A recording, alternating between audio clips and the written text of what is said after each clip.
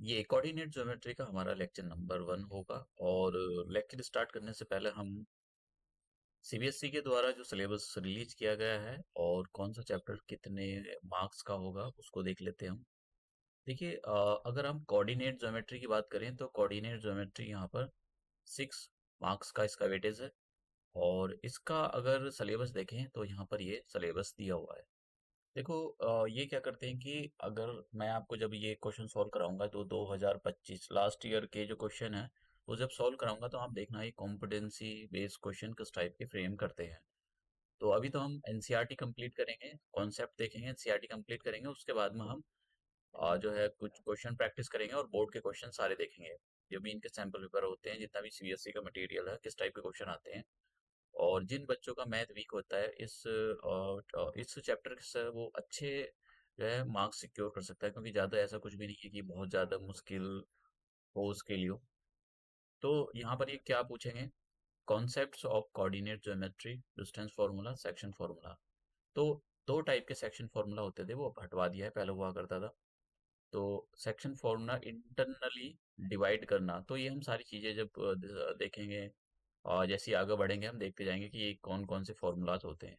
तो आज हम बेसिक कॉन्सेप्ट देखेंगे और ये कैसे क्वेश्चन पूछते हैं। यहाँ पर जैसे लिखा हुआ है भाई, ये कॉम्पिटेंसी बेस्ड किस टाइप के क्वेश्चन पूछेंगे, तो यहाँ पर लिखा हुआ आपको समझ में तो नहीं आएगा ये, क्योंकि इसको पढ़ कर आप समझ जाओ और फिर ऐसा कुछ नहीं होता है। तो आप जब तक क्वेश्चन नहीं देखोगे उसके बाद ही आप एक आइडिया लगा पाओगे किस टाइप के बोर्ड में क्वेश्चन पूछे जा रहे हैं।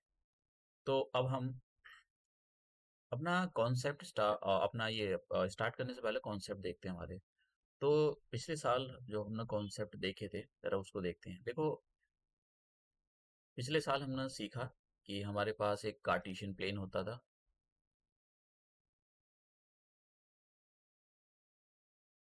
ये हमारे पास कार्टेशियन प्लेन था और इसको एक्स एक्सिस और ये हमारा वाई एक्सिस। ठीक है, ये वाई एक्सिस की पॉजिटिव डायरेक्शन, ये वाई एक्सिस की निगेटिव डायरेक्शन, और ये एक्स एक्स की पॉजिटिव डायरेक्शन और ये एक्स एक्स की निगेटिव डायरेक्शन। ये हमने पिछले सालों में सीखा है। ये हमारा फर्स्ट क्वाड्रेंट, ये सेकंड क्वाड्रेंट, हालांकि इनका कोई यहाँ पर यूज नहीं है लेकिन फिर भी समझ लो। और ये फोर्थ क्वाड्रेंट। फर्स्ट क्वाड्रेंट के अंदर दोनों जो कोऑर्डिनेट्स एक्स और वाई की जो वैल्यू होती है वो दोनों की दोनों पॉजिटिव होती है। और सेकंड क्वाड्रेंट के अंदर एक्स माइनस का होता है और वाई प्लस का होता है। थर्ड के अंदर दोनों के दोनों माइनस के होते हैं। और फोर्थ के अंदर हमारा एक्स पॉजिटिव होता है और वाई निगेटिव होता है। तो ये पिछले साल हमने सब कुछ स्टडी किया था। तो फिर इस बार नया क्या है? देखो, नया तो बहुत कुछ है। पिछले साल के कुछ बेसिक कॉन्सेप्ट यूज होंगे। हमने एक ये सीखा पिछले साल कि ये जो एक्स एक्सेस होती है और ये जो वाई एक्सेस होती है, देखो अगर मैं इस एक्सेस की बात करूं तो इस पर वाई का कोऑर्डिनेट हमेशा जीरो होता है। तो on on axis y equal to zero. और ये जो वाई एक्सेस होती है इस पर हमेशा एक्स का कोऑर्डिनेट जीरो होता है। तो y on y axis x equal to zero. तो ये हमने कुछ बेसिक कॉन्सेप्ट पिछले साल सीखे थे कि ऑन एक्सेस ये जरूर आज भी मतलब इस चैप्टर में यूज होंगे। On axis on by axis, तो ये आपको ये सारी चीजें पता होनी चाहिए। हम किसी भी पॉइंट के जो कोऑर्डिनेट हैं उसको, अगर हमको कोई कोऑर्डिनेट निकले तो हमें लिखने हैं तो हमेशा हम एक्स पहले लिखते हैं और वाई बाद में लिखते हैं। ये हमारे पास किसी भी पॉइंट के कोऑर्डिनेट होते हैं। इसको, ये जो एक्स है इसको क्या बोलते हैं हम? ये होता है हमारे पास कोऑर्डिनेट ऑफ एक्स, और इसको कोऑर्डिनेट ज्योमेट्री के अंदर हम अबसीसा बोलते हैं। अब अबसीसा।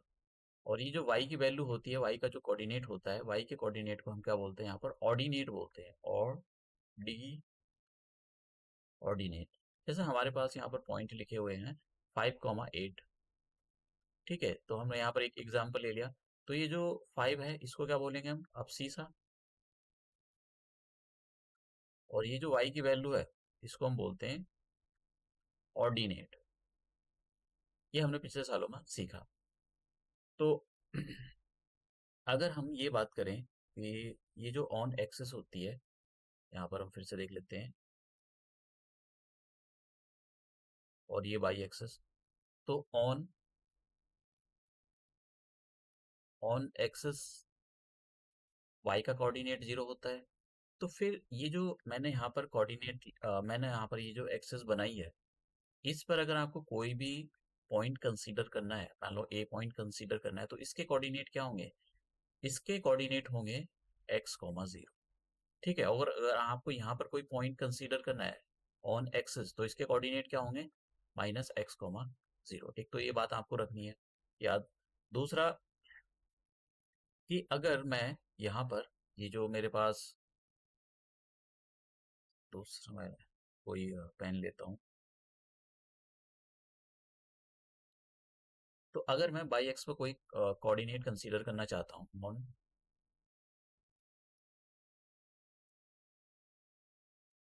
ऑन बाई एक्सेस, तो यहाँ पर x की वैल्यू 0 होती है।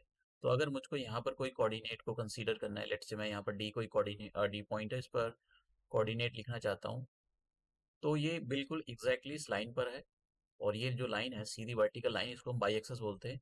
और यहाँ पर x का कोऑर्डिनेट 0 होगा, तो कोऑर्डिनेट क्या बन जाएंगे यहाँ पर? 0,y। ऐसे ही अगर मुझको यहाँ पर कोई कोऑर्डिनेट लेना है, तो यहाँ पर क्या हो जाएंगे? 0,-y। माइनस क्यों लिया? क्योंकि ये जो ये बाई एक्सेस है और बाई एक्सेस की ये निगेटिव डायरेक्शन है। और यहाँ पर मैंने ये एक्स है, और यहाँ पर मैंने माइनस का एक्स क्यों लिया? क्योंकि ये एक्स की निगेटिव डायरेक्शन है। तो ये पॉइंट आपको जो है पता होना चाहिए कि भाई क्योंकि ये सारे के सारे यूज होंगे पॉइंट। अब ये तो हमने पिछले साल भी सीखा है, और जो यहाँ पर यूज होने वाली चीजें हैं उसके बारे में हमने देखा है। तो फिर अब इस साल क्या हुआ है? इस साल इसमें आपको क्या होगा कि आपको एक लाइन दे दी जाएगी। ठीक है, एक इस टाइप की लाइन दे दी जाएगी, और इस लाइन के आपको एंड पॉइंट दे दिए जाएंगे, ए दे दिए जाएंगे या जो भी होगा निकालने होंगे। ए जो पॉइंट है इसके कोऑर्डिनेट आपको x1 y1 गिवन होंगे, और इस बी पॉइंट के कोऑर्डिनेट आपके पास x2 y2 ये आपको गिवन होंगे, या किसी सिचुएशन में निकालना भी होगा इनका यूज करके। तो अगर मुझको ए और बी के बीच की डिस्टेंस निकालनी है, ठीक है, तो distance distance between A and B. तो ए और बी के बीच की मुझको अगर डिस्टेंस निकालनी है, तो मैं कैसे निकालूंगा? तो ऐसे लिखा जाता है A B equal to square root के अंदर, ये फॉर्मूला है, मैं इसको कोई ड्राइव करके नहीं दिखाऊंगा क्योंकि आपको डायरेक्टली फॉर्मूले याद करने हैं।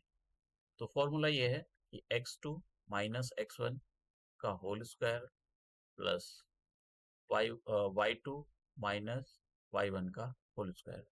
और आप इस फॉर्मूले को ऐसे भी याद कर सकते हो कि x को पहले लिख लो और y को बाद में लिख लो। मतलब आप इसको जैसा आप चाहो वैसे याद कर सकते हो, और कैसे भी अप्लाई कर सकते हो कि x1 माइनस x2 का whole square plus y1 minus y2 का होल स्क्वायर।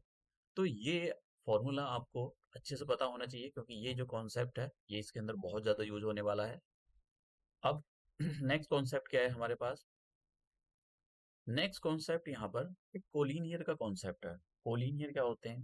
देखो, जब ये सिलेबस में हमारे बहुत सारा सिलेबस कटवा दिया, तो उस कोलिनियर प्रूव करने के लिए हम जो ट्राइंगल का यूज करते थे, लेकिन उससे इजी हो जाता था। लेकिन अब जो कोलिनियर प्रूव किया जाता है उसमें आपको कुछ चीजें को सीखना पड़ सकता है। जैसे मान लो हमारे पास एक लाइन है, पहले मैं आपको बता देता हूँ कि 3 पॉइंट्स या मोर देन 3 पॉइंट्स कोलिनियर कब होते हैं। कोलिनियर,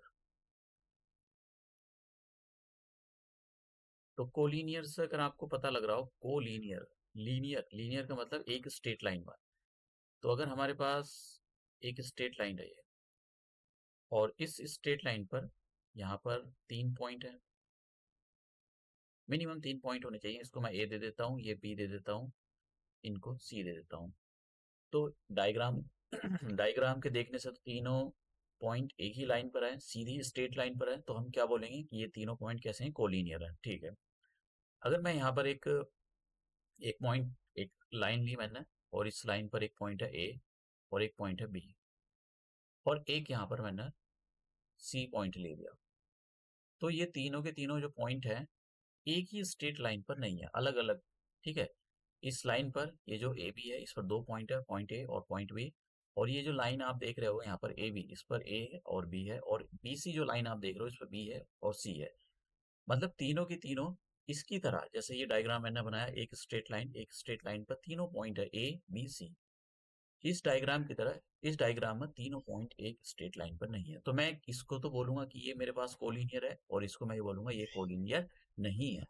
तो कोलिनियर होने का मतलब ये होता है कि तीन more than three points lie on the same line, तीनों के तीनों पॉइंट एक ही लाइन पर, स्ट्रेट लाइन पर हमेशा आते हैं, तो उसी को हम कोलिनियर बोलते हैं। अब ये तो आपको पता लग गया कि भाई कोलिनियर किसको बोलते हैं। अब समस्या यहीं पर खत्म नहीं हो जाती है, समस्या ये है कि हमको प्रूव करना पड़ता है कि प्रूव करके दिखाओ कि तीन पॉइंट कोलिनियर है। अब तीन पॉइंट को कोलिनियर कैसे प्रूव कर सकते हैं?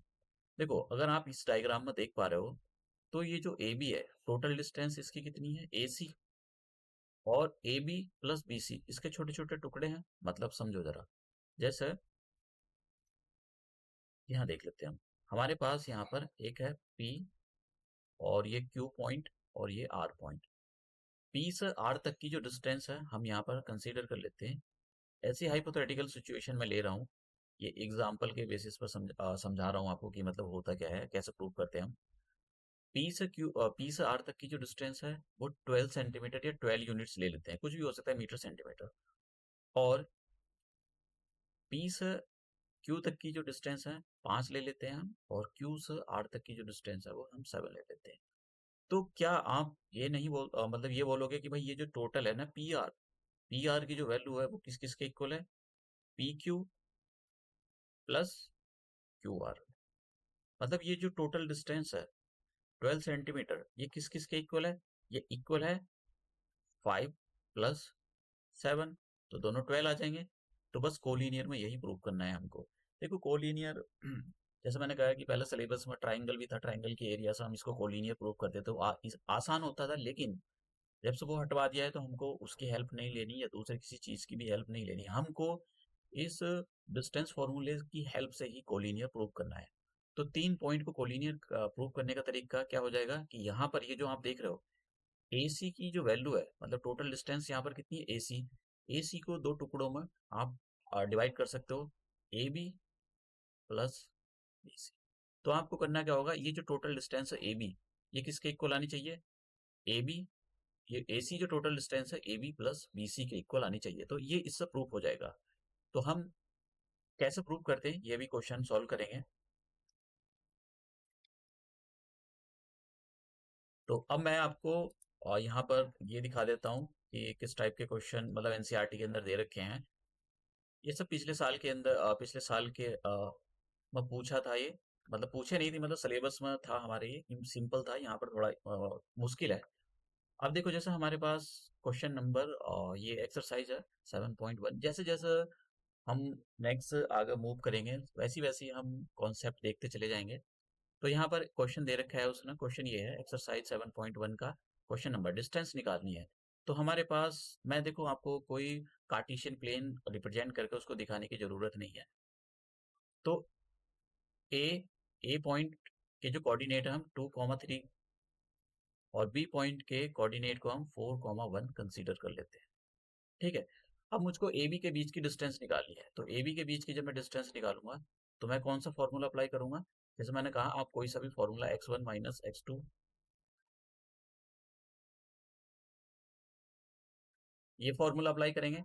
अब हम क्या काम करते हैं, इसको x1 और इसको y1 और इसको x2 y2 कंसीडर कर लेते हैं। ठीक है। अब यहाँ इस फॉर्मूले के अंदर हम वैल्यू रखते हैं। तो यहाँ पर x1 की वैल्यू कितनी है 2, माइनस x2 की वैल्यू कितनी है 4, होल स्क्वायर लगा दो, बीच में प्लस। y1 की वैल्यू कितनी है यहाँ पर 3, और y2 की वैल्यू है यहाँ पर 1। तो कितना, और यहाँ पर कितना है -2 का स्क्वायर। देखो -2 का स्क्वायर समझो, यहाँ पर -2 का स्क्वायर क्या होता है, -2 मल्टीप्लाई -2, माइनस माइनस की मल्टीप्लाई प्लस, और 2 की 4, मतलब माइनस का स्क्वायर हमेशा प्लस में आता है, तो ये आ जाएगा 4, और यहाँ भी कितना आ जाएगा 4, तो कितना आ गया स्क्वायर रूट के अंदर 8, और इसको आप बाहर भी निकाल सकते हो। बाहर कैसे निकाल सकते हो आप, ऐसे तो ये आ जाएगा 2√2। तो कि अब इसको देखो, कुछ बच्चे क्या करते हैं ना, यूनिट नहीं लिखते, आपको यूनिट लिखनी पड़ेगी यहाँ पर, यूनिट्स लिखना पड़ेगा। आप समझ गए? अगर आपने नहीं लिखा तो हो सकता है कि आपके मार्क्स आधा नंबर कट जाए, क्योंकि यूनिट्स बहुत जरूरी है। जैसे डिस्टेंस है, डिस्टेंस को किस में मेजर करते हो? सेंटीमीटर, किलोमीटर और मीटर में मेजर करते हो। लेकिन कोऑर्डिनेट के अंदर हम इनका यूज नहीं करते हैं, क्योंकि हमको नहीं पता वो मीटर है क्या है, क्योंकि कोऑर्डिनेट गिवन होता है यहाँ पर। तो हम यूनिट्स लगा देते हैं बस। ठीक है। अब नेक्स्ट क्वेश्चन हमारे पास है ये। तो नेक्स्ट क्वेश्चन हम नेक्स्ट पेज पे करते हैं। तो हमारे पास सेकंड पार्ट है। तो हम एक स्ट्रेट लाइन आप बना भी सकते हो, आपके पास ऑप्शन है या नहीं, समझने के लिए होता है ये ऑप्शनल होता है, कोई मैंडेटरी नहीं होता है। तो इसको हम बी दे देते हैं। तो इस पॉइंट के हमारे कोऑर्डिनेट कितने हैं? 5, -5, 7। तो -5, और इस पॉइंट के कोऑर्डिनेट है -1, 3। इसको हम x1, y1 दे देते हैं, और इसको हम x2, y2 दे देते हैं। तो कोऑर्डिनेट आपके गलत नहीं होने चाहिए। ठीक है, जो भी लिखे हुए हैं वही आपको लिखने हैं, अदरवाइज आपका जो आंसर है वो गलत माना जाएगा अगर आपने एक भी कोऑर्डिनेट गलत लिख दिया तो। अब हमको डिस्टेंस फॉर्मूला अप्लाई करना है। तो ए बी, आप सीधा ए बी लिखो, वो ऑटोमेटिकली समझ जाता है कि डिस्टेंस आप फॉर्मूला लगा रहे हैं, कि distance between the this this, वो लिखने की जरूरत नहीं होती है। तो अब मैं आपको इस x2 - x1 के फॉर्मूले से करके दिखा रहा हूँ। देखो, मैंने पीछे आपको बताया था कि ये दोनों फॉर्मूले एक ही होते हैं। कभी कुछ बच्चे सोचने लगे जैसे दोनों फॉर्मूले एक होने का मतलब ये कि अगर आप इसको x1 - x2 का whole square plus y1 - y2 का होल स्क्वायर, क्योंकि बुक के अंदर क्या पहला वाला दे रखा है, ये आप ज्यादातर बुक पढ़ोगे तो यही है, लेकिन आप इन दोनों को ऐसे लिख सकते हो, तो गलत नहीं होगा। अब वैल्यू रख लेते हैं यहाँ पर। तो किसी में भी रखो, उससे कोई फर्क नहीं पड़ता है। मैं आपको ऊपर वाले फॉर्मूले में वैल्यू रखकर सॉल्व करके दिखा देता हूँ। पिछले वाला जो क्वेश्चन था मैंने इससे दिखाया था। अब देखिए इसमें x2 कितना है? x2 है यहाँ पर -1, माइनस का साइन लगाओ। x1 की वैल्यू कितनी है? ये -5। तो मैं यहाँ पर एक ब्रैकेट और लगा देता हूँ, क्योंकि दो ब्रैकेट और ये होल स्क्वायर, क्योंकि होल स्क्वायर लगा हुआ है, प्लस y2 की वैल्यू कितनी है यहाँ पर? y2 की वैल्यू है यहाँ पर 3। y देखो, ये y2 हो गया, और y1 की वैल्यू कितनी है यहाँ पर? y1 की वैल्यू है 7। तो अब देखो, माइनस माइनस, माइनस और माइनस मल्टीप्लाई करोगे प्लस हो जाएगा, तो ये कितना आ जाएगा? और 3 - 7, तो माइनस का 4 आ जाएगा। अब यहाँ पर कितना आ गया स्क्वायर रूट के अंदर? तो ये आ जाएगा 4, और यहाँ पर -4 का स्क्वायर। तो 4 का स्क्वायर 16, और -4 का स्क्वायर प्लस का 16। माइनस का स्क्वायर हमेशा, जैसे माइनस का स्क्वायर है, इसका स्क्वायर हमेशा पॉजिटिव आता है। ठीक है, तो माइनस माइनस प्लस हो जाते हैं, और 4 4 जा 16। तो कितना आ जाएगा? इसको आप ऐसे लिख लो, 16 + 16 32, या फिर इसको आप ऐसे भी लिख सकते हो 16 × 2, जैसा आप चाहो वैसा कर सकते हो। 16 ये वाला बाहर आ जाएगा, तो कितना आ जाएगा?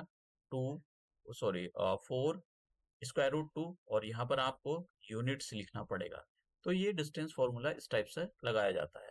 तो एक नंबर के अंदर कभी कभी आपसे सीधा डिस्टेंस फॉर्मूला लगाने के लिए पूछ लिया जाता है, तो आपको ये पता होना चाहिए।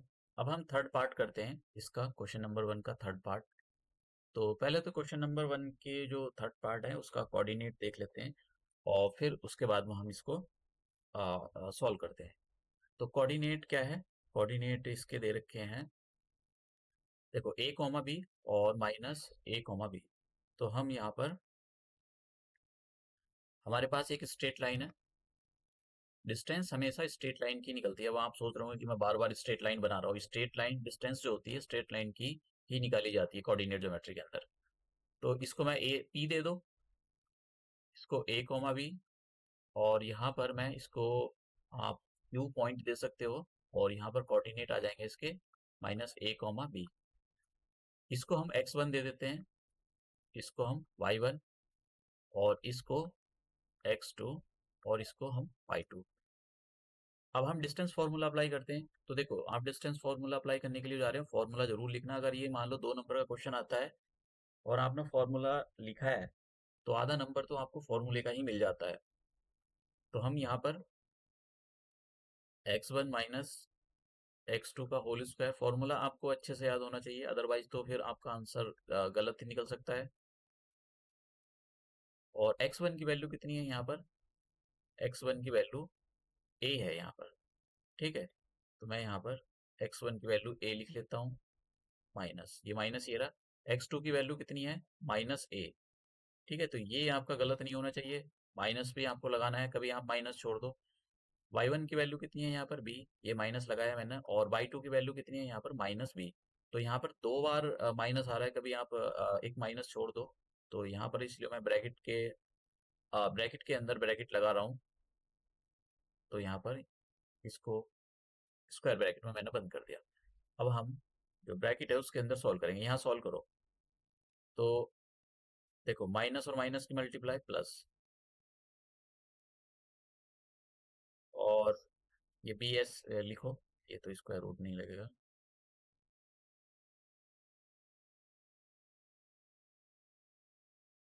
माइनस माइनस प्लस, ठीक है। एक बी, और देखो यहाँ देखो, वन ए कितना हो जाएगा? टू ए का ब्रैकेट जरूर लगाना, बट वरना यहीं पर बच्चे गलती कर देते हैं, ब्रैकेट नहीं लगाते हैं। और उनका आंसर जानते हो क्या आता है? वो अब देखो गलत आंसर कैसे निकालते हैं, वो करेंगे ऐसे ही है कि a plus A, two A, और b plus B, two B का स्क्वायर, बस यही उनका आंसर है, यही गलत है। इसलिए ब्रैकेट लगाना जरूरी है। इससे ब्रैकेट का क्या मतलब है?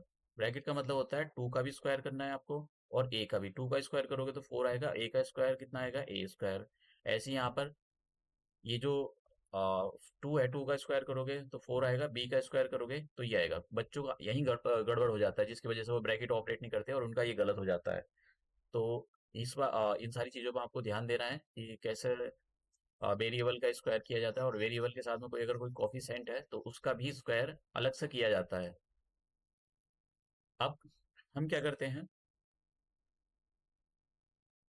फोर बाहर निकाल लेते हैं, कॉमन ले लेते हैं, तो अंदर क्या रह जाएगा? ए स्क्वायर, बी स्क्वायर। अब देखो ये जो फोर है ये स्क्वायर रूट से बाहर आ जाएगा, तो कितना आ जाएगा? टू स्क्वायर रूट के अंदर ए स्क्वायर प्लस बी स्क्वायर, ये हमारे पास आंसर है। तो इस टाइप के क्वेश्चन आपसे पूछे जा सकते हैं, पूछे गए हैं, पूछे नहीं जा सकते, पूछे गए हैं। अब देखिए यहाँ पर ये क्वेश्चन नंबर टू है, और इस क्वेश्चन नंबर टू के अंदर ये लास्ट वाला जो यहाँ पर मैं अभी इसको बाद में पढ़ूंगा, क्योंकि ये एक्चुअली इन्होंने एग्जाम्पल में क्वेश्चन को मिक्स कर दिया है। ये जो यहाँ से लेकर यहाँ तक एक एग्जाम्पल है, एक्चुअली एग्जाम्पल तो नहीं, इन्होंने ऐसी एक कोई समझाने के बेसिस पर केस स्टडी सी जैसा कुछ दे रखा था। तो कैसे करेंगे इसको, इस बात वाले पोर्शन को बाद में देखेंगे, पहले इतने क्वेश्चन को हम पढ़ते हैं। अब देखिए यहाँ पर बोला है उसने, find the distance between points 0,0 and 36,15। तो हमको इसकी डिस्टेंस निकालनी है। तो हम फिर से यही कर लेते हैं कि एक पॉइंट, एक लाइन बना लेंगे और इस पर ए पॉइंट दे दो, तो इसके यहाँ पर कोऑर्डिनेट 0,0, और एक बी पॉइंट दे दो। अभी मैं आपको यहाँ पर एक कॉन्सेप्ट और बताऊंगा, पहले क्वेश्चन करा देता हूँ फिर आपको बताऊंगा। वहां से डायरेक्ट एमसीक्यू में एक नंबर का क्वेश्चन पूछ लिया जाता है। तो इसके कोऑर्डिनेट है यहाँ पर 36,15। अब मैं इसको x1 y1 दे देता हूँ, और ये हो जाएगा x2 y2। Distance formula apply करते हैं, तो डिस्टेंस फार्मूला कितना हो जाएगा? ए बी इक्वल टू, पहले जरूर फार्मूला लिखना आप, तो ये आ जाएगा x1 माइनस x2 का whole square plus y1 minus y2 का होल स्क्वायर। अब आपको यहाँ पर वैल्यू रखनी है, और वैल्यू जब आप रखो तो आपकी वैल्यू जरूर ठीक होनी चाहिए, अदरवाइज वो आपका जो आंसर है वो गलत ही आएगा। तो x1 की वैल्यू कितनी है? 0, माइनस x2 की वैल्यू यहाँ पर कितनी है? 36, स्क्वायर लगा दो। और y1 की वैल्यू कितनी है यहाँ पर? 0। y2 की वैल्यू यहाँ पर कितनी है? y2 की वैल्यू है यहाँ पर 15। अब देखो 0 माइनस 36 कितना आ जाएगा? माइनस का 36, और यहाँ पर ये आ जाएगा। अब इनके आप स्क्वायर, 36 का स्क्वायर करो, तो 36 का कितना आ जाएगा? 36 ये आ जाएगा 1296, और यहाँ पर कितना आ जाएगा? 525, यानी 225।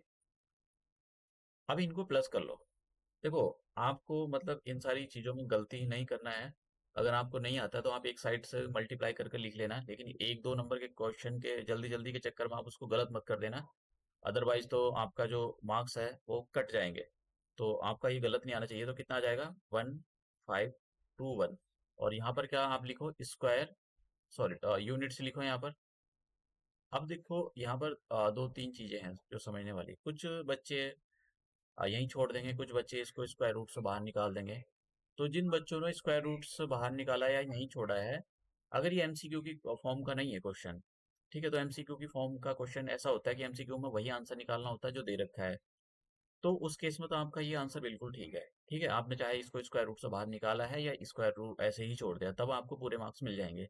लेकिन अगर आपने एमसीक्यू की फॉर्म में दे रखा है, तब आपको वही आंसर निकालना होगा जो एमसीक्यू में दे रखा है। हम ये आगे सॉल्व करेंगे। ठीक है, तो कैसे क्वेश्चन, मतलब आपको आंसर वही निकालना होता है।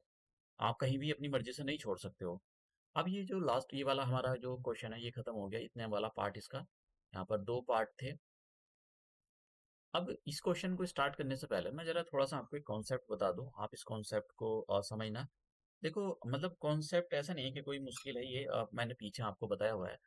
अगर मान लो हमारे पास डिस्टेंस फॉर्मूले पे बेस एमसीक्यू की फॉर्म में एक नंबर का क्वेश्चन पूछ पूछ लिया जाता है। तो ये ए पॉइंट है, ए पॉइंट के कोऑर्डिनेट हमारे पास x1, y1, और बी पॉइंट के कोऑर्डिनेट यहाँ पर x2, y2। तो डिस्टेंस फॉर्मूला हमारे पास क्या हो जाता है? डिस्टेंस फॉर्मूला ये हो जाता है कि A B equal to, square root के अंदर वन करो।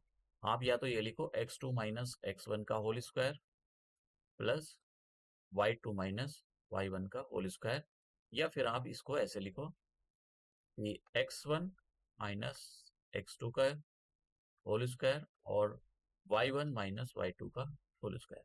अब देखो, कुछ बच्चे ना गड़बड़ कर देते हैं। अब गड़बड़ क्या करते हैं? अब गड़बड़ उनकी ये हो जाती है, वो ऐसा फॉर्मूला लिखेंगे x1 - y1 का whole square plus Y y1 x2 - y2 का। यही गड़बड़ है। तो आपको फॉर्मूले अच्छे से याद होने चाहिए। ठीक है, उनको जो प्रैक्टिस कम करते हैं बच्चे, जिनका मैथमेटिक्स वीक होता है, तो फिर उनके लिए मैं यहाँ पर यही बोलूंगा कि आपको बार बार प्रैक्टिस करनी चाहिए। क्योंकि देखो, ये कोई लड्डू पेड़े तो है नहीं कि आपको खाने से मजा आएगा। ये बेकार सी चीजें होती है, और बेकार सी चीजें को आपको बार बार आपको प्रैक्टिस करनी पड़ती है। अपने मन को बार बार, आपका मन इनसे भागेगा, दूर भागेगा इनसे, लेकिन अपने मन को आपको कंट्रोल करना है, बैठ कर बार बार आपको लिखना है। बच्चे क्या करते हैं मैथ में, उसको ना जैसे एसएसटी हो गया, इंग्लिश हो गया, हिंदी हो गया, याद कर लिया बस हो गया।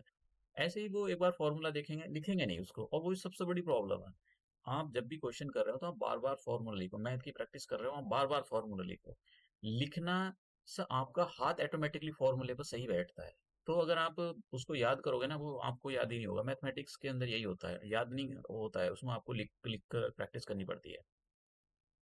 अब देखो, हाँ, यहाँ पर जो क्वेश्चन है, क्वेश्चन ये है, क्वेश्चन की फॉर्म में या जैसे डायरेक्ट आपसे पूछा जा सकता है। अगर कैसे भी हो सकता है कॉन्सेप्ट, कैसा भी आप जो भी देखो, कोई सा एक पॉइंट का मतलब या तो ए पॉइंट या बी पॉइंट के जो कोऑर्डिनेट है वो 0,0 होंगे, मतलब ओरिजिन होगा। तो ये जो ए पॉइंट है या बी पॉइंट कुछ भी हो सकता है यहाँ पर। तो अगर मैं यहाँ पर इसके कोऑर्डिनेट, ये जो बी पॉइंट है इसके कोऑर्डिनेट अभी बाद में लूंगा, और ए पॉइंट के कोऑर्डिनेट अगर मैं यहाँ पर क्या लूँ, ए पॉइंट के कोऑर्डिनेट 0,0, क्योंकि 0,0 का मतलब ये ओरिजिन है। ओरिजिन के कोऑर्डिनेट क्या होते हैं? ओरिजिन के कोऑर्डिनेट होते हैं 0,0। और बी पॉइंट के कोऑर्डिनेट आपको कुछ भी दे सकते हैं। लेट से यहाँ पर वो दे दिया उसने, x, y दे दिया। ठीक है, तो डिस्टेंस फॉर्मूला क्या क्या होगा? डिस्टेंस फॉर्मूला यही होगा जो हमने ऊपर पढ़ा है, बस। अब जरा यहाँ पर समझो, इसको x1 y1 और इसको x2 y2। तो जब हम डिस्टेंस फॉर्मूला लगाएंगे इनके बीच में, तो क्या आता है? क्योंकि एक एक कोऑर्डिनेट हमारा यहाँ पर जो एक पॉइंट है 0 है, तो 0, x का होल स्क्वायर प्लस 0, 0 - y का होल स्क्वायर, तो कितना आ जाता है? X square plus y square. मेरे कहने का मतलब ये है, अगर आपको मान लो, मैं आगे अ, आगे आपको नेक्स्ट पेज पर आपको ये बताता हूँ कि अगर आपके पास ऐसा कोई ये लाइन दे रही, ठीक है। और यहाँ पर ओरिजिन के कोऑर्डिनेट देती है 0, यहाँ भी दे सकता है वो। और यहाँ पर क्यू, इसके कोऑर्डिनेट दे दिए उसने 3, 4। तो फिर आपको पी और क्यू की डिस्टेंस निकालने के लिए आपको, आप डायरेक्ट फॉर्मूला यूज कर सकते हो। डायरेक्ट फॉर्मूला यूज करने का मतलब ये, आप सीधा x square plus y square ये यूज कर सकते हो। ये एक्स और वाई मतलब इसको आप इग्नोर कर सकते हो, 0, 0 को। है तो डिस्टेंस फॉर्मूला ही, ऐसा नहीं कि डिस्टेंस फॉर्मूले से अलग है। तो यहाँ पर 3 का स्क्वायर प्लस 4 का स्क्वायर, तो कितना आ जाएगा? 3 का स्क्वायर 9, 4 का स्क्वायर कितना आ जाएगा? 16। इसको मैं ठीक से लिख देता हूँ। तो 4 का स्क्वायर 16, दोनों को प्लस करोगे 25, और स्क्वायर रूट से बाहर निकालोगे तो कितना आ जाएगा? 5 यूनिट्स। तो जब भी एक पॉइंट के जो कोऑर्डिनेट्स होते हैं वो ओरिजिन हो, यानी 0, 0 हो, तो आप डायरेक्ट इनका स्क्वायर करके, मतलब स्क्वायर करो फिर सम करो और आंसर निकालो। ठीक है, तो ये हमारा आंसर है। तो ये आपसे डायरेक्ट फॉर्मूले, मतलब इस टाइप के जो है डायरेक्ट फॉर्मूले पूछे जा सकते हैं। अब नेक्स्ट क्वेश्चन की ओर मूव करते हैं। जैसे ये वाला क्वेश्चन है हमारा, तो इस क्वेश्चन में समझ लो जरा क्या है। मतलब जरूरी नहीं है आप इसको करो, लेकिन एनसीईआरटी में दे रखा था तो मैंने यहाँ पर आपको कर लिया है। देखो इसने यहाँ पर ये कोई इसने बहुत लंबी चौड़ी केस स्टडी बना रखी है, तो जरा समझना। देखो इसने ना यहाँ पर एक्स एक्सेस वाई एक्सेस दे रखे हैं। तो इसने वाई एक्सेस पर यहाँ पर कोऑर्डिनेट दे दिए। जैसे यहाँ पर कोई पॉइंट है डी, डी के कोऑर्डिनेट 0, 8। फिर इस पर वाई एक्सेस पर दूसरा पॉइंट है 0, 3। ऐसे ही एक्स एक्सेस पर ए और बी दो पॉइंट है, तो ए पॉइंट के कोऑर्डिनेट 4, 0 और बी पॉइंट के कोऑर्डिनेट आ जाएंगे यहाँ पर 6, 0। ये इसने दे रखा है सब कुछ। अब वो ये कह रहा है क्या आप ए बी के बीच की डिस्टेंस निकाल सकते हो? तो क्या आप सी डी के बीच की डिस्टेंस निकाल सकते हो? सिंपल सी बात है, निकाल सकते हैं। कैसे निकाल सकते हैं? देखो पहला आपको इसके और इसके बीच में डिस्टेंस फॉर्मूला अप्लाई करना पड़ेगा। किस किस के बीच में? ओ, जैसे मैं आपको एग्जांपल यहाँ पर सॉल्व करके दिखाऊंगा। ओ ओ और सी के बीच में हम डिस्टेंस फॉर्मूला लगाएंगे, फिर ओ और डी के बीच में डिस्टेंस फॉर्मूला लगाएंगे। तो इस पूरी, ये जो पूरी डिस्टेंस आ जाएगी, इस पूरी डिस्टेंस में से हम ये वाली डिस्टेंस माइनस कर देंगे, तो हमारे बीच ये जो है ये वाली डिस्टेंस आ जाएगी। आप समझ रहे हो कि अगर ये ओ से लेकर डी तक की डिस्टेंस 10 यूनिट है, 10 यूनिट है, 10 सेंटीमीटर या कुछ भी, और ओ से लेकर सी तक की जो डिस्टेंस है वो 2 यूनिट है। मैं ऐसी हाइपोथेटिकल चीजें ले रहा हूँ। तो सी से लेकर डी तक की डिस्टेंस कितनी हो जाएगी? 10 - 2 = 8। तो बस यही करना है हमको। मैं एक एक निकाल कर आपको दिखाऊंगा। वैसे इसने क्वेश्चन सॉल्व कर रखा है, यहाँ पर सॉल्व कर रखा है और क्वेश्चन दे भी रखा है। ठीक है, तो मैं आपको निकाल कर दिखा देता हूँ। तो सबसे पहला,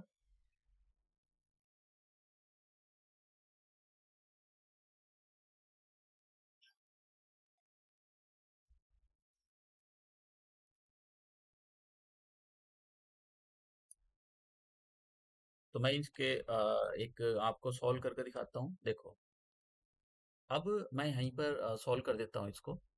जैसे ओ से लेकर डी तक की, देखो ओ, अब आप कहोगे कि ओ के तो कोऑर्डिनेट यहाँ पर दे ही नहीं रखे। यही तो आपको समझना है। ओ पॉइंट के जो कोऑर्डिनेट है वो दे रखे हैं, और ये ओरिजिन है। ओरिजिन के जो कोऑर्डिनेट होते हैं वो 0, 0 होते हैं। समझ रहे हो आप? तो हम ओ और डी के बीच की डिस्टेंस निकालने के लिए जा रहे हैं। तो इसको x1 y1 और इसको x2 y2 ले लेता हूँ। तो कितना आ जाएगा? x भी जीरो, x1 यहाँ पर जीरो, x2 जीरो है, तो मतलब ये तो जीरो, इसको तो खत्म करो। प्लस ये कितना आ जाएगा? देखो ये ऐसा बनेगा कि आप सोच रहे हो मैं सीधा, और ये कितना हो जाएगा?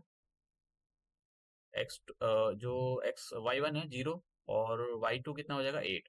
तो कितना आ जाएगा? 0, -8 का स्क्वायर। तो ये तो खत्म हो गया जीरो।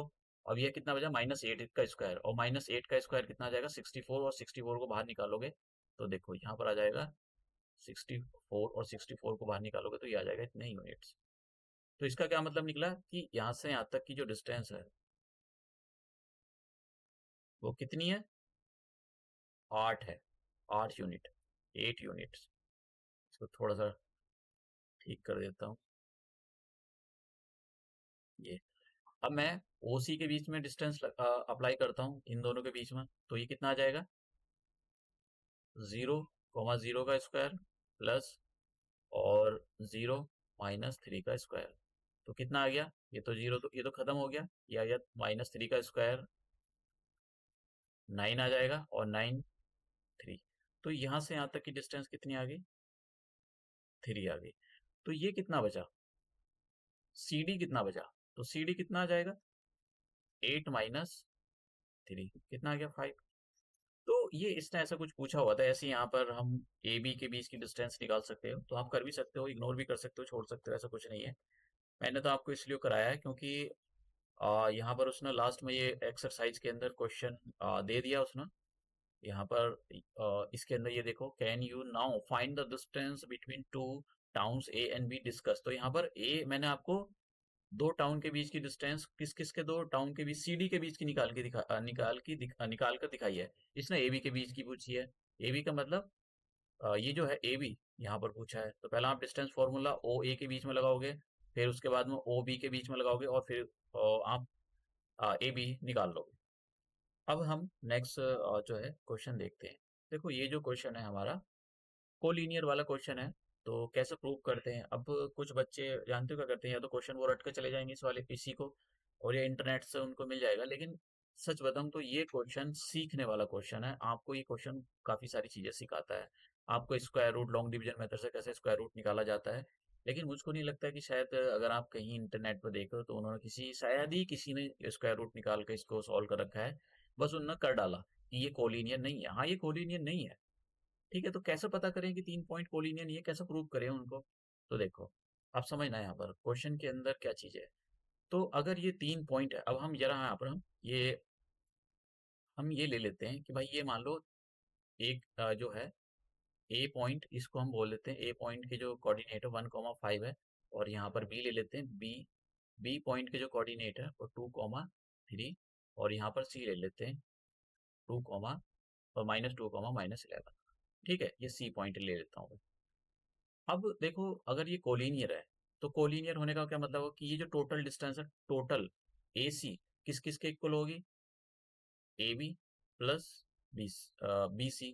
अगर ये कोलिनियर है तो हमको देखो डिस्टेंस फॉर्मूले से ही प्रूव करना है। कभी आप सोचने लगो कि हमको दूसरा कोई फॉर्मूला यूज करना है, नहीं, डिस्टेंस फॉर्मूले से ही आपको यूज करना है। हमने किसी दूसरे कॉन्सेप्ट का यूज किया तो आपको मार्क्स नहीं मिलेंगे, क्योंकि हमारे सिलेबस में बाकी कुछ नहीं है, डिस्टेंस फॉर्मूला ही है। तो आपको सबसे पहले ना ए बी मतलब कुछ भी निकाल लो, ए सी पहले निकाल सकते हो, ए बी बी सी कुछ भी निकाल सकते हो डिस्टेंस फॉर्मूला यूज करके। तो अभी मैंने यहाँ पर, तो आपको ऐसा लग रहा होगा कि 3 पॉइंट कोलिनियर है, अच्छी बात है, 3 पॉइंट कोलिनियर है, एक लाइन में ड्रॉ कर दिया। लेकिन है या नहीं ये चेक करना पड़ेगा। जरूरी नहीं कि 3 पॉइंट हमेशा कोलिनियर ही है, मतलब एक तीनों के तीनों एक ही स्ट्रेट लाइन पर आते हो। तो यहाँ तो मैंने सॉल्व करने के लिए इनको ऐसा ले लिया है। तो सबसे पहले मैं ए बी के बीच की डिस्टेंस निकाल लेता हूँ, ए बी के बीच की। ठीक है, तो ए बी के बीच की डिस्टेंस निकालने के लिए मैं इसको x1 y1, इसको x2 y2, आप फॉर्मूला में जरा आप ध्यान देना, मैं यहाँ पर क्वेश्चन को सॉल्व करूंगा।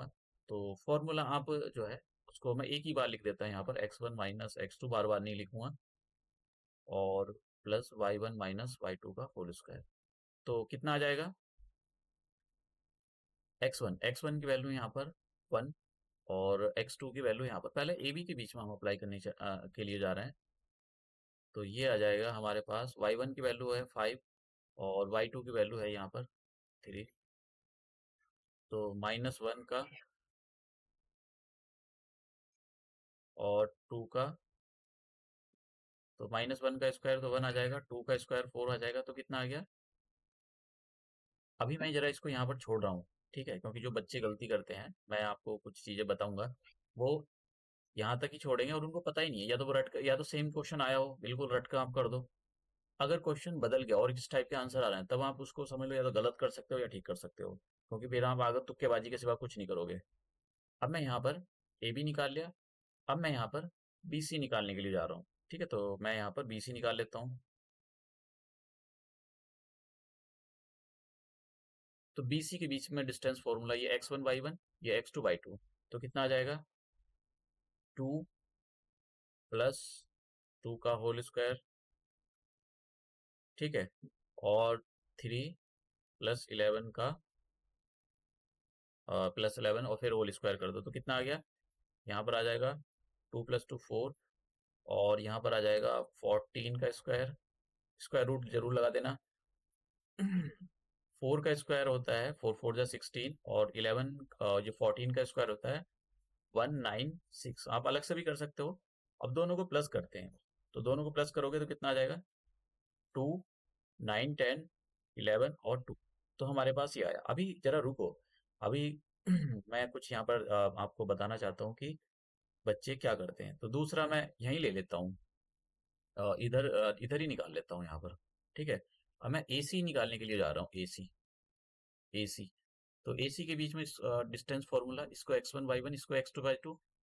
तो कितना आ जाएगा? 1 - 2। तो ये हो जाएगा प्लस का 2, और यहाँ पर स्क्वायर लगा देता हूँ। उसके बाद में 5, और यहाँ पर ये प्लस का हो जाएगा। तो कितना आ गया? 3। 3 का 3 बन जाएगा इसका 9, और यहाँ पर कितना आ जाएगा? 16, और 16 का होता है 256।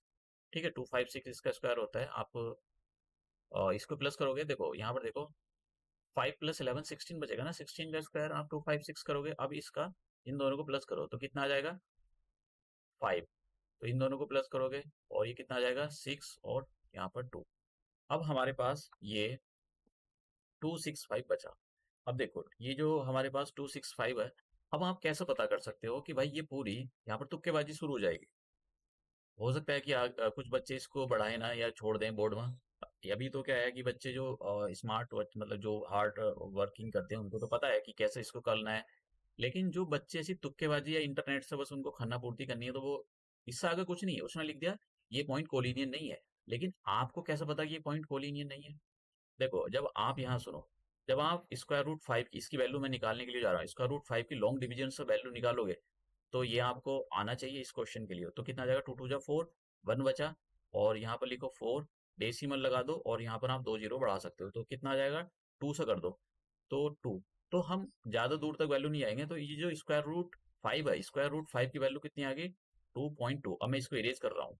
ठीक है, ये आपको आना चाहिए। मेन क्या है, लॉन्ग डिवीजन इसमें आना चाहिए, वरना इससे अगर आप यस या नो करोगे।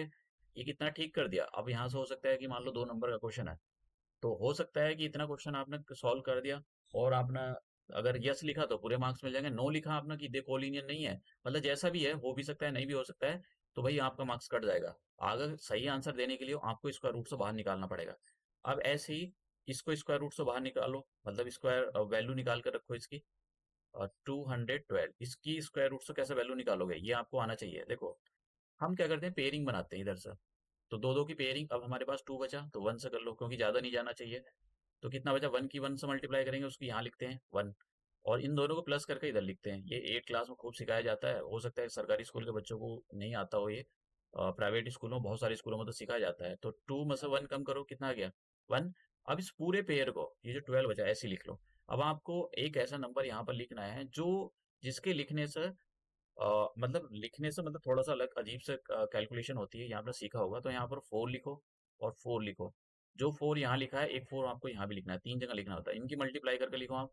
इस 24 में 4 की मल्टीप्लाई करके लिखोगे तो 4 4 जा कितना आ जाएगा? 16, और 4 2 जा 8 9, तो 96 आ गया। अब ये जो 96 आया, आप इसको माइनस करके लिखो। तो 96 माइनस करके लिखोगे तो कितना आ जाएगा? और ये आ जाएगा 6, यहाँ पर 10 1, ये आ गया।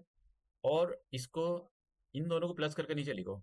ये नीचे प्लस करके लिखा जाता है। अब देखो, आप यहाँ पर डेसिमल लगाओगे। डेसिमल आप जब लगा लेते हो, ये आपको इजाजत देता है कि 2 डेसिमल और 2 जीरो आप यहाँ लगा सकते हो। अब एक और नंबर लाओ।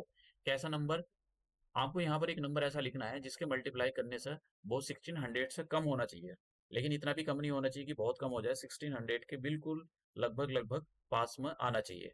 तो ऐसा कोई नंबर है? हाँ है। तो अगर मैं मान लो 5 ले लेता हूँ, यहाँ पर मैंने 5 ले लिया, सॉरी यहाँ भी 5 ले लेते हैं, तो लिखना पड़ता है। ये तो 5 की आप मल्टीप्लाई कर लो। तो 5 5 जा 25। ठीक है। 2 5 4 जा 40, और 2 कितना हो जाएगा? 42, यहाँ लिखो। आप देखो, 5 2 जा कितना होगा? 10, 10 और 2 14। ये तो अगर आपने 6 से ज्यादा कर दिया तो ज्यादा चला जाएगा ये। तो अब ज्यादा मत करो, हमारे पास कितना आ गया? 14.5, ये वैल्यू निकल गई। अब मैं इसको फिर से हटा देता हूँ, अब मैं निकालता हूँ इसकी वैल्यू। अब मैं ये आपको बताऊंगा कि ये कोलिनियर होंगे या नहीं होंगे। जो मतलब सीरियस बच्चे हैं, उनके लिए मैं यहाँ पर बता रहा हूँ। लेकिन जिनको वही खाना पूर्ति करनी है, तो उसके लिए तो देखो कुछ नहीं, उसके लिए तो वही इंटरनेट है, और इंटरनेट से आप पूछो। और हालांकि आपको एग्जाम तो खुद ही लिखना पड़ेगा, इंटरनेट आपका एग्जाम लिखना नहीं जाएगा। कभी आप सोच रहे हो कि इंटरनेट आपका एग्जाम लिखने के लिए जाएगा, या एआई वगैरह जाएगा? तो वहां तक हेल्प ले ली, लेकिन यहाँ नहीं ले सकते हो वहां पर एग्जाम के अंदर। अब देखो आपको सीखना पड़ेगा, अगर ये क्वेश्चन आ गया तो पेयरिंग करो यहाँ से, राइट से, तो ये A1 बचा, तो आपको वन वन यहाँ लिखना है और वन यहाँ लिखना है। तो वन की टेबल में वन वन टाइम पढ़ोगे तो यहाँ वन आएगा, और इन दोनों को इधर प्लस करके लिखते हैं। टू में से वन गया, वन बचा। अब ये पूरा पेयर जो 65 था ऐसे लिख लो। ठीक है, अब आपको करना क्या है, एक नंबर लाना है। कौन सा नंबर लाना है, वो यहाँ भी लिखना है, टू के पास में यहाँ भी लिखना है और यहाँ भी लिखना है। लेकिन लिखना आपको ऐसा है वो नंबर कि ये 65 से ज़्यादा नहीं जाना चाहिए। तो फिर क्या हो सकता है, अगर आपने यहाँ पर सिक्स ले लिया, यहाँ सिक्स ले लिया, यहाँ सिक्स ले लिया, अब देखो 165 से ज़्यादा नहीं जाएगा। कैसे, अब देखो सिक्स सिक्स जा 36, कैरी थ्री, और सिक्स टू जा 12, 12 और थ्री कितने हो गए 15। तो देखो इस टाइप से मल्टीप्लाई जल्दी नॉर्मल मल्टीप्लाई नहीं होती, मैं बार बार बोल रहा हूँ। तो कितना आ जाएगा, 5, में से आप ये तो नहीं कर सकते हो, कितना आ जाएगा 9 आ गया। और यहाँ पर कितना, बस यही आ जाएगा। तो अब आपको करना क्या है कि यहाँ पर डेसिमल लगाओ, और यहाँ पर 2 जीरो आप लगा सकते हो। अब आपको देखिए कि यहाँ पर करना क्या है, आपको इन दोनों को नीचे प्लस करके लिखना है। सिक्स सिक्स इनको प्लस करके लिखो तो 12 और 3, तो आपके पास 32 आ गया। अब आपको यहाँ पर कोई ऐसा नंबर लिखना है जो 900, जैसे देखो मैं यहाँ पर अगर मान लो, अब समझ लो, अगर मान लो ये नंबर था, मैंने इसके बाद में 3 लिख दिया, तो मल्टीप्लाई करोगे 969, तो ये ज़्यादा चला गया 900 से, इसलिए आपको यहाँ पर ये नहीं लिखना है। आपको क्या लिखना है, एक छोटा नंबर करो, तो टू टू जा फोर, फोर सिक्स, तो टू, और कितना आ जाएगा यहाँ पे, यहाँ टू मल्टीप्लाई करके लिखो, 449, तो सॉरी 6। तो अब आपको बस इतना ही नंबर निकाल लो, तो कितना आ गया ये, स्क्वायर रूट से बाहर निकालने के बाद 16.2। ये यहाँ से आपको पता लग सकता है कि भाई ये बड़ा होगा या छोटा। इससे पहले अगर आप ये सोच रहे थे कि भाई मैं ये कर लूंगा, तो फिर वो तुक्केबाजी में आप यस और नो ही करोगे। तो हो सकता है कि आपको, तो यही हो रीजन है कि जो बच्चे हो सकते हैं कि उनको पूरा मार्क्स मिल जाए, किसी को हो सकता है पूरा मार्क्स ना मिले। तो यहाँ पर ऐसा नहीं कि वो एनसीईआरटी वाला कोई बेवकूफ है, उसने एक ही क्वेश्चन डाला है और तो वैसे ही डाल दिया है, वो जानबूझ को डाला है उसने क्वेश्चन। अब हमारे पास देखो, अब आपको ये क्या कह रहा है कि ए बी की वैल्यू क्या, ए सॉरी ए सी की वैल्यू, मैं इस ये जो फॉर्मूला है, क्या ए सी की value A B plus B C के इक्वल है। देखते हैं ए बी ए सी की वैल्यू कितनी निकाली, 16.2 इक्वल टू ए बी की वैल्यू यहाँ पर है 2.2 प्लस बी सी की वैल्यू कितनी है, यहाँ पर बी सी की वैल्यू है 14.5। दोनों को प्लस करो जरा इनको, 2.2 और 14.5 को प्लस करो तो कितना आ जाएगा 7, ये 5 लिखा हुआ है, और 6 और ये, तो इसको सॉल्व करोगे तो करोगे 16.7। अब कुछ जो मतलब अच्छे लोग हैं, महान आत्माएं, तो वो तो कहेंगे अरे लगभग सेम ही है, नहीं है सेम। बिल्कुल, अगर 16 इक्वल टू 16 आना चाहिए था, या 16.2 इक्वल टू 16.2 आना चाहिए, तभी सेम होता है वो। अब यहाँ पर क्या आ रहा है, बहुत छोटा सा डिफरेंस है, बहुत छोटा सा, 16.2 इक्वल टू 16.7, दोनों नंबर बराबर नहीं आ रहा है। ठीक है, ये दोनों नंबर बराबर नहीं आ रहे, तो अब हम क्या बोलेंगे कि ये तीनों पॉइंट एक लाइन में नहीं है, ऐसा प्रूफ होता है। अब लेकिन कुछ बच्चे, जैसे मैंने कहा है, कि वो बस रफा दफा कर देंगे उसको वहीं पर। तो ये बहुत माइन्यूट सा डिफरेंस है, लेकिन डिफरेंस है। आप 16.2 16.7, मतलब ज्यादा डिफरेंस अगर आप देखो तो ज्यादा डिफरेंस नहीं है, लगभग लगभग 0.5 का डिफरेंस है, लेकिन 0.5 से यही प्रूफ हो रहा है कि ये तीनों एक लाइन में नहीं है। तो आप क्या लिखोगे, दीज, ऐसे लिखोगे आप, दीज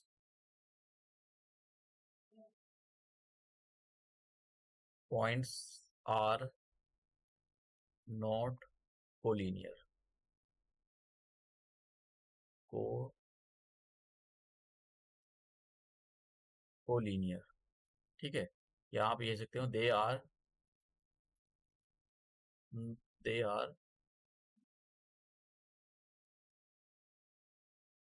नॉन कोलिनियर।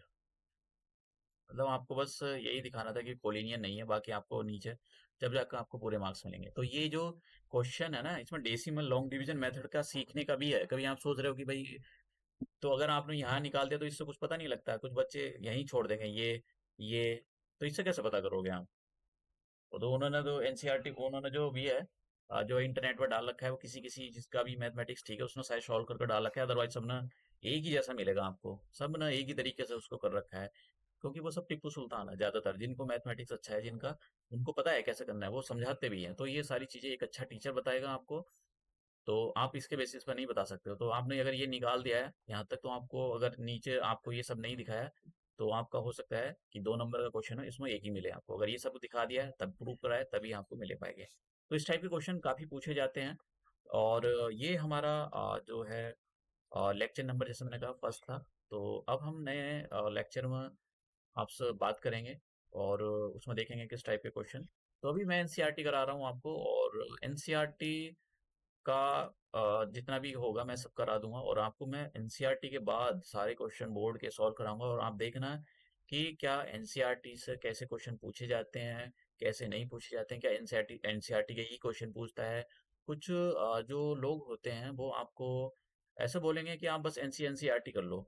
देखो, मैं ये नहीं कह रहा कि वो एनसीईआरटी केवल उन्हीं के लिए हो जिनको बस ठीक है, बस पास पास होना है। लेकिन अगर आप चाहते हो अच्छा स्कोर करना, अच्छी परसेंटेज बनाना, कि आपकी 95 मतलब 80 प्लस या 84 या 90, तो आपको अलग से पढ़ना पड़ेगा। अदरवाइज आपको पास पास होना है, तब तो मैं बोलूँगा आपको।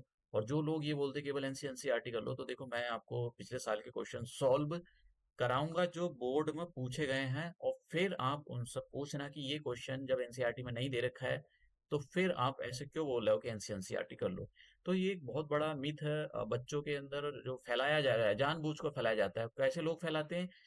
ऐसे लोग फैलाते हैं, जो टीचर अगर फैला रहा है, तो इसका मतलब टीचर ने पढ़ाई नहीं करी है अच्छे से, वो आपको पढ़ाना नहीं चाहता है, उसके मन में उसका मन ही नहीं लगता पढ़ाई में। दूसरी बात, अगर कोई आपका आपका जो साथी है, कोई बच्चा है, आपका क्लासमेट है, वो आपसे ऐसी बात कर रहा है, आपका क्लासमेट भी नहीं हो सकता है कोई आपके जिसने 10 क्लास कर रहा है, वो आपको ऐसी सजेशन दे रहा है कि एनसीईआरटी कर लो, इसका मतलब उसने अच्छे से पढ़ाई नहीं करी है। दूसरी बात, तीसरी बात ये है, अगर आपका कोई घर में पेरेंट्स वगैरह या कोई भी आपके घर में रिलेटिव्स वाला कोई ये बोलता है एनसीईआरटी कर लो, तो उसका मतलब उसको भी नहीं पता है।